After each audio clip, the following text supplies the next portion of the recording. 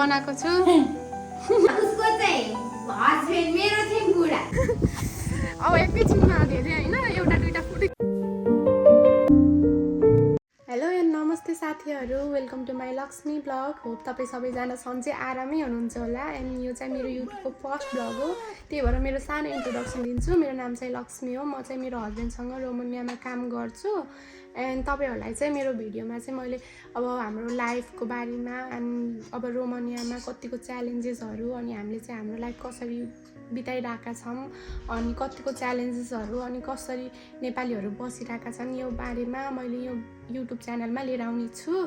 And आज चाहिँ हाम्रो छुट्टी हो। आज चाहिँ मैले के गर्छु दिनभरि अनि कसरी बिताउँछु मेरो छुट्टीको दिन भनेर मैले यो ब्लग मार्फत तपाईँहरूलाई भन्ने छु। सो तपाईँहरूले चाहिँ मेरो भिडियोहरू पुरै हेरेर साथ दिनु होला है त साथीहरू। म फ्रेस हुन चाहन्छु। फ्रेस हुने अगाडि चाहिँ मैले मेरो बाहिरको भ्यू देखाउँछु है त तपाईँहरूलाई। हाम्रो बाहिरको भ्यू साथीहरू हेर्न सक्नुहुन्छ, कस्तो ठिकै छ, राम्रै छ।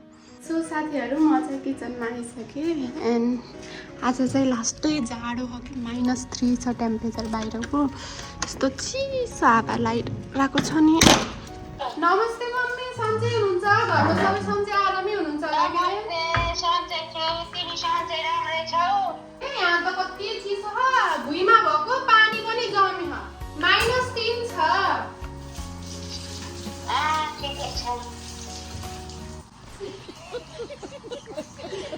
अरू सुनाउनु, घरमा को हुनुहुन्छ त अहिले? हजुर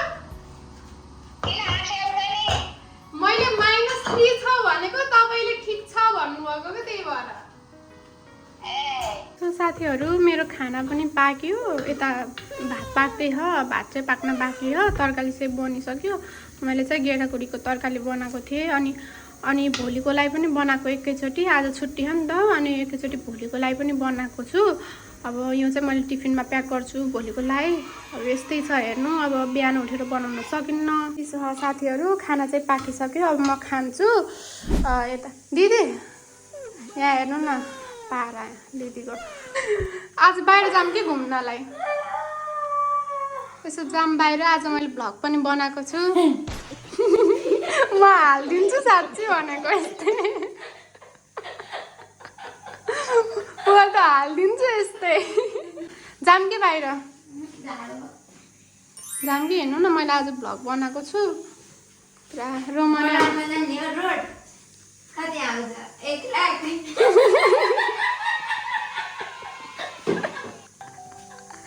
साँच्ची भनेको मैले हालिदिन्छु के अरे।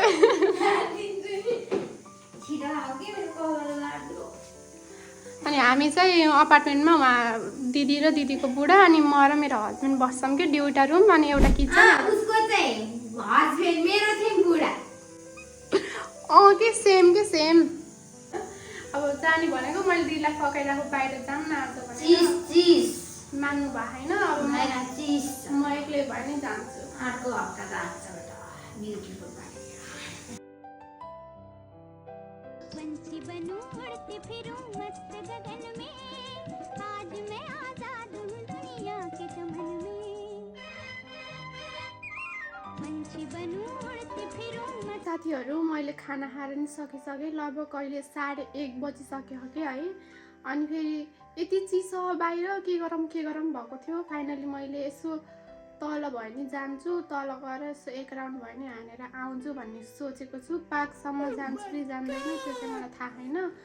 बुढा आउनु नि टाइम लाग्छ भन्नुभयो। आउटफिट पनि निकालिसकेको हो, मैले सिम्पलै राखेको छु। एकदम जाडो छ त्यही भन्छु। दिदी चाहिँ कपाल बारिदिऊ भनेर आउनुभएको छ।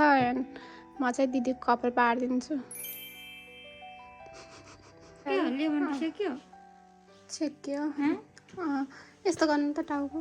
हेर्नु साथीहरू, छ्यारे यत्रो मेहनत गरेर गरिदियो, मैले यसरी बारिदिएँ दिदीको कपाल चाहिँ। ल साथीहरू, अब दिदी र म चाहिँ यसो रेडी भएर है यता फेरि स्टार्ट भइसक्नु थाल्नु भयो यता भिडियो बनाउनु।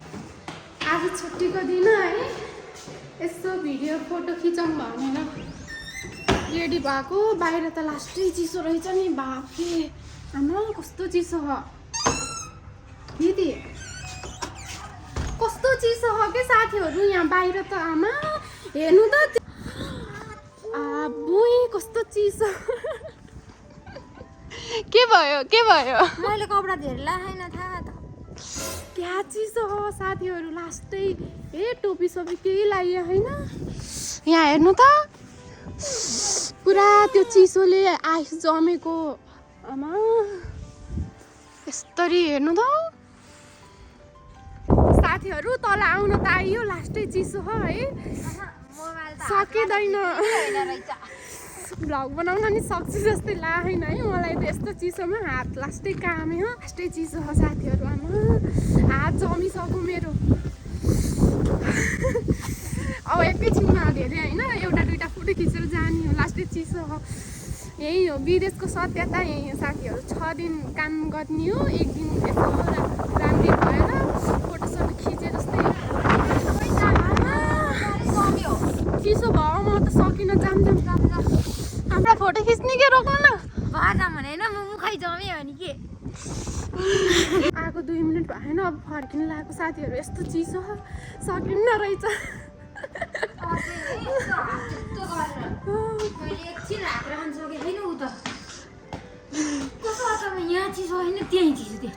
हावा लाग्यो नि त बाहिर त्यस्तो यहाँ चाहिँ फेरि छैन फेरि त्यही छिम फेरि कस्तो चिसो त्यो पानीहरू सब जम्यो साथीहरू हिजो परेको थियो पानी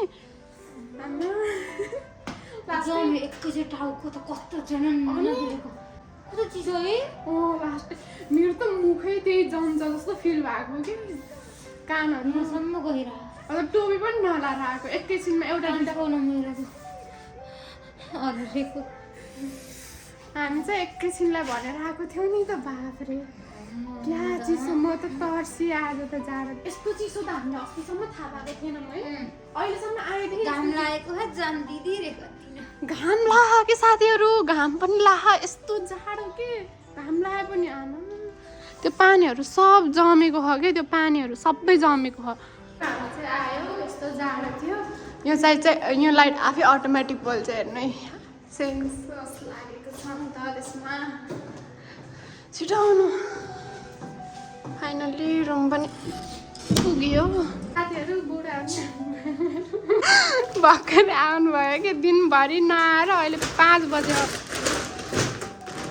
सामान राख्दै हुनुहुन्छ साथीहरू अहिले चाहिँ हामी बेलुकीको खाना बनाएर नै बुढाबुढीले खाइसक्यौँ आज मेरो बुढा आउन चाहिँ अलि ढिलो गर्नु भएको थियो अनि त्यो काम थियो दाइहरूसँग भेट्नु भएको थियो अरे त्यही भएर अनि त्यही भएर उहाँ चाहिँ अब आज बाहिरै हुनुभयो अनि दिदी र म पनि आज बाहिर गयौँ आयौँ अनि खानासाना बनायौँ खायौँ अनि अहिले चाहिँ हाम्रो छुट्टी पनि सकिसक्यो है अब चाहिँ हामी अब म पनि यसो फ्रेस हुन्छु मुखसुख धुन्छु अनि सुत्छौँ अब भोलि बिहान चाहिँ काममा जानु पऱ्यो तपाईँलाई मेरो भिडियो कस्तो लाग्यो यो मेरो भ्लग कस्तो लाग्यो भन्नु होला एन्ड मैले अझै योभन्दा नि राम्रो भिडियो ल्याउने कोसिस गर्छु तपाईँहरूलाई केही कमी कमजोरी लाग्यो भने कमेन्टमा भनिदिनु होला थ्याङ्क यू साथीहरू फुल वाच गरिदिनु भएकोमा बाई अनि राम्रो लाग्यो भने लाइक कमेन्ट एन्ड सब्सक्राइब गरिदिनु होला है त बाई बाई